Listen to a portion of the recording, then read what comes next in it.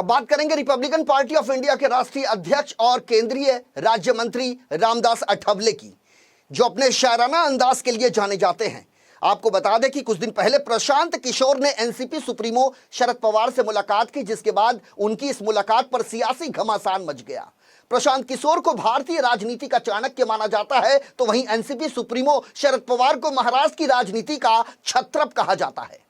शरद पवार से हुई प्रशांत किशोर की मुलाकात के कई मायने निकाले जाने लगे। इसी बीच केंद्रीय मंत्री रामदास अठावले का एक बयान सामने आया है, वो भी शायराना अंदाज में। अठावले ने कहा कि चुनाव के दौरान प्रशांत किशोर जहां जहां प्रचार नहीं करते, वहां भारतीय जनता पार्टी को प्रचंड बहुमत से जीत हासिल होती है। अठावले ने प्रेस कॉन्फ्रेंस के दौरान कहा कि इस समय देश का विपक्ष एकजुट नहीं है और उनमें एक मत भी नहीं है, लेकिन एनडीए में नरेंद्र मोदी के साथ कंधे से कंधा मिलाकर चलने वाले राजनीतिक दल आज भी एनडीए की जीत को लेकर पूरी तरह से आश्वस्त हैं। कोई कितना भी प्रयास कर ले, इन सब के बावजूद साल 2024 के चुनाव में नरेंद्र मोदी के नेतृत्व में एनडीए को भारी बहुमत मिलेगा और एक बार फिर नरेंद्र मोदी देश के प्रधानमंत्री बनेंगे, ऐसा विश्वास जताया है केंद्रीय राज्य मंत्री रामदास अठावले ने।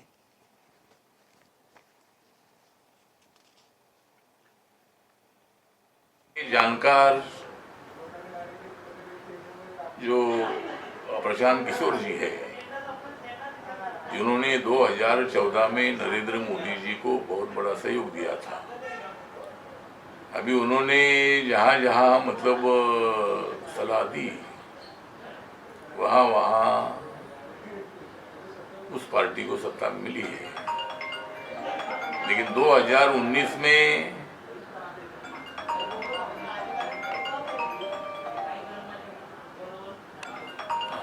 प्रशांत किशोर बीजेपी के साथ नहीं थे, एनडीए के साथ नहीं थे। उसके बावजूद भी नरेंद्र मोदी जी को 303 सीटें लेकर बीजेपी को सफलता देने का बहुत बड़ा काम नरेंद्र मोदी जी ने किया था। तो नरेंद्र मोदी जी के खिलाफ कितना भी अपोजिशन स्ट्रांग करने की कोशिश हो, उसमें उतना कोई दम नहीं होगा।